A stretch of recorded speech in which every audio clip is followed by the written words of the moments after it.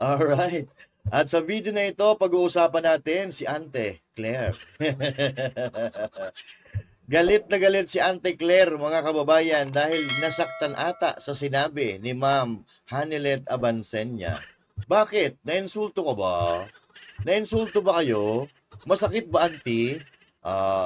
So eto, mga kababayan, Hanilet Abansenya, ginalit si Ante Claire. Aba, pinuri na nga kayo, galit na galit ka pa.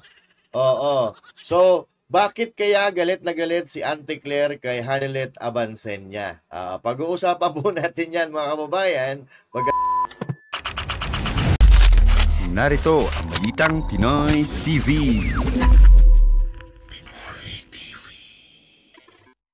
Okay, magandang araw, Luzon, Visayas, Mindanao, at sa mga kababayan nating OFW, mga immigrants sa iba't ibang panig ng mundo, magandang araw po sa inyo lahat. Kamusta po kayo, ha? Huwag kakalimutan na mag-like, mag-share, mag-subscribe, at sa mga hindi pa nakaka-subscribe dyan, ha? Huwag kakalimutan, subscribe na natin yan, pigain na natin ang pigain yan, hanggat sa magalit si Ante Claire. Di ba? Ayan si Ante Claire, galit na galit, mga kababayan. Oy, what the? Gigil na gigil, ha? Oo. Parang parang ano tawag ito? Yung asong ulo na. Oo, galit na galit, di ba? Ito, panoorin nga natin kung bakit siya galit na galit. Na-insulto ata, mga kababayan, doon sa sinabi ni Ma'am Hanilet Abansenya, kinongratulate na nga kayo, galit ka pa. Di ba? Bibihira yan, i-congratulate kayo kasi puro kapalpakan ginagawa nyo, Oo, buti nga, kinongratulate pa kayo ni Abansenya. Pero tingnan natin, galit na galit ito. Kalungkot. Nakalungkot. Dahil muli. Hindi pala galit, nalungkot pala. Nalungkot. Sige nga. Bakit? Kalungkot. Dahil muli. Nababanggit na naman natin ang mga kaalyado ni dating Pangulong Duterte. Ay, wala, nakakalungkot daw dahil mababanggit na naman natin. Ang pangit mo, Claire. Oo. Sana kumanta ka na lang, maayos ka pa nang kumakanta, Oo. Nakakalungkot daw dahil mababanggit na naman niya, yung mga kaalyado ng mga Duterte. Walang hiya ka. Gustong-gusto mo ang topic yan, Yan ang inaaraw-araw mo, Mga Duterte, di ba?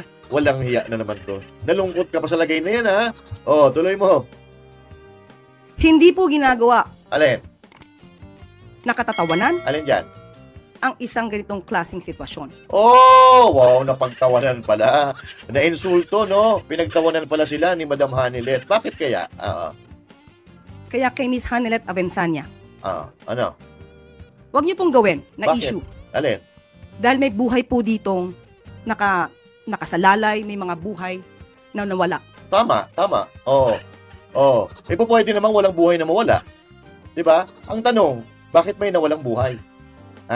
Bakit may mga kinikidnap? Wala naman dati yan, Kaya ka ba nasasaktan dahil incompetent ang amo mo? Kasi dati wala namang ganyan, Dahil pagka mayroong ganyan, manapakalaking issue niyan noong panahon ni Duterte.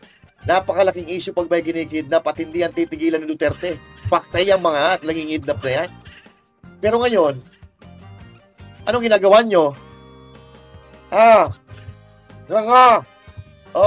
Pero bago natin ituloy ito, mga kababayan, para may idea kayo. Huwag niyong gawing issue ito. Bakit? Issue yan, Pakinggan muna natin yung sinabi ni Hanilet Abansenya. Okay? Para may idea kayo kung bakit gigil na gigil si gigil na gigil si Ante. Pakinggan po natin ang sinabi ni Madam Hanilet. Buti yung mga kababayan natin yung OFW, Galit na galit, Di ba? Mahinahon pa itong sinasabi ni Ma'am Hanilet, Hindi pa siya bumibira, Nagko-congratulate pa lang siya, pero galit na galit ka na. Ito. Dito po galit na galit si Ante Claire sa sinabi ni Hanilet Abansenya. Ngayon pala. Congratulations. Nakita niyo yung congratulations sa Pilipinas. May kinidnap at pinatay na naman. Ano masasabi niyo doon sa ganun, ma'am? Kaya congratulations. Eto hindi po natin ginagawang katatawanan, yung nawalang buhay. Kasi napaka-importante po ng buhay. Totoo yan, di ba? Pero, kung yung buhay ng isang tao, ay nagpapahamak ng mas maraming buhay, katulad ng mga binibiktima ng mga adik, binibiktima ng mga kriminal, mas gugustuhin pa natin na mawala yung kriminal, no? Pero sa puntong ito po yung kinidnap na Filipino-Chinese, mga kababayan, na nagbayad na ng ransom, and yet, pinatay pa sila. Yun ang nakakalungkot. Oo. So, ang inaano po dito ni Ma'am Hanilet, yung sitwasyon, yung kalagayan ng Pilipinas. Hindi po yung namatay na Chinese. Okay? So, gusto lang sabihin ni Ma'am Hanilet Abansenya na ganito na ba ang Pilipinas ngayon? Di ito ba ang gusto nyong Pilipinas? Oo. So, sarcasm ito, mga kababayan. Sarcasm. Tuloy. Ganyan ang gusto nyo? Sige, congratulations. Number, di ba nakita mo yung survey sa, dalawa sa cities ng Pilipinas? Ayan, ng Pilipinas. Dalawang city sa Pilipinas is a most kinatatakutan ng mga tao, ng mga especially ng mga foreigner, okay? Ng mga turista. Yan ang Maynila at ang Quezon City. 'Di ba? Totoo eh. Bakit may sinabi bang balik si Ma'am Hanilet Abansenya at galit na galit si Auntie Claire? Dangerous place. Dangerous. Congratulations again. Maraming nangyari na. Congratulations, BBM. Doon galit na galit si Auntie Claire. Sana si Auntie Claire. Wait lang Auntie Claire, wait lang Hanapin natin si Auntie Claire. Oy, si Auntie Claire. Bakit? Nalungkot ka. Nalungkot si Auntie Claire. This time, ituloy natin ang video ni Auntie Claire. Yan. So may idea na kayo kung bakit galit na galit si Auntie Claire kay Ma'am Hanilet Abansenya. Okay? So ituloy-tuloy na natin to at re-reaction na natin ang video. Gusto palpalin natin. Nakalungkot. Bakit? Dahil muli, nababanggit na naman natin ang mga kaalyado ni dating Pangulong Duterte. Gustong-gusto mo nga yan eh. Hindi po ginagawa nakatatawanan ang isang ganitong klaseng sitwasyon. Wala naman tumawa. Tumawa ba si Hanilet? Hindi naman Malungkot nga siya nung sinabi niya yun eh. Diba? Malungkot nga yung mukha niya eh. Kinongratulate na nga kayo. Galit ka pa. Oo naman. Bibihira kayo makatanggap ng congratulations. Dapat take advantage of it. Someone congratulated you. For wrong reason. Kaya kay Miss Hanilet Abansenya. Abansenya. Huwag niyo pong gawin na issue. Dahil may buhay po ditong nakasalalay, may mga buhay na nawala. Tama. Huwag niyong gawing issue ito. Issue yan. Issue yan, tanga. Napakalaking issue yan. Anong huwag gawing issue? I-issue na nga yan eh. Napakalaking issue na nga yan eh. Napakalaking issue na yan na sumasampal sa iyong muka.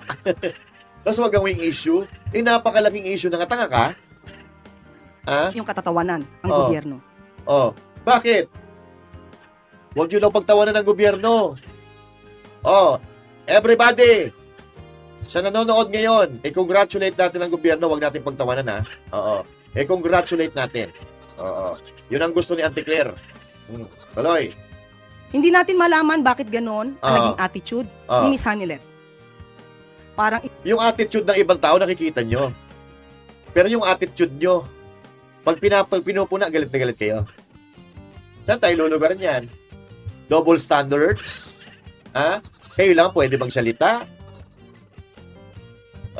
Tuloy. Ikinatutuwa pa ba niya? Na may mga ganitong sitwasyon sa bansa. Hindi ba dapat bilang Pilipino, nagkakaisa tayo? Ayun naman pala, dapat nagkakaisa tayo.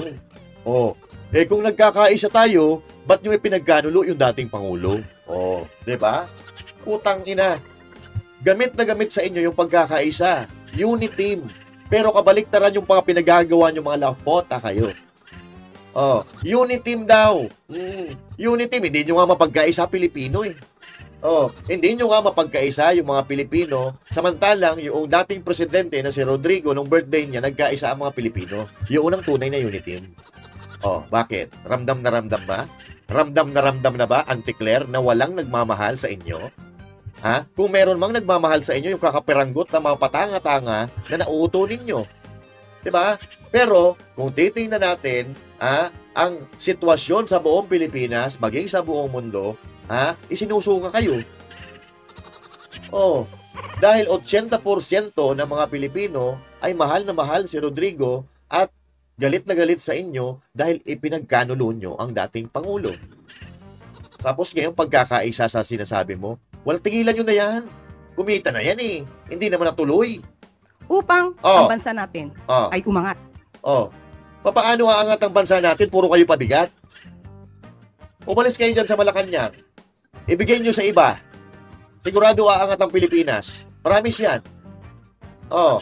Hindi lamang para sa taong bayan, at para na rin mapakita natin sa buong mundo na ang Pilipinas at ang mga Filipino ay nagkakaisa. Wala na. Oo. Mula nang sinira nyo yung salitang pagkakaisa, wala na kayong karapatan at wala na kayong kredibilidad na sabihin ulit yung salita na yan. Yung pagkakaisa, wala yan. Wala na sa inyo yan. Wala nang maniniwala sa inyo. Promise. Mamaya, papakita ko sa inyo. Huwag silang gumawa ng gulo. Oh. Dahil hindi po yan maganda. Wala namang gumagawa ng gulo eh. Wala namang gumagawa ng gulo. Ano ba yung sinabi ni Ma'am Hanelet Abansenya? Kinongratulate lang naman nila, di ba? Kinongratulate lang naman niya kayo. Wala namang gumagawa ng gulo.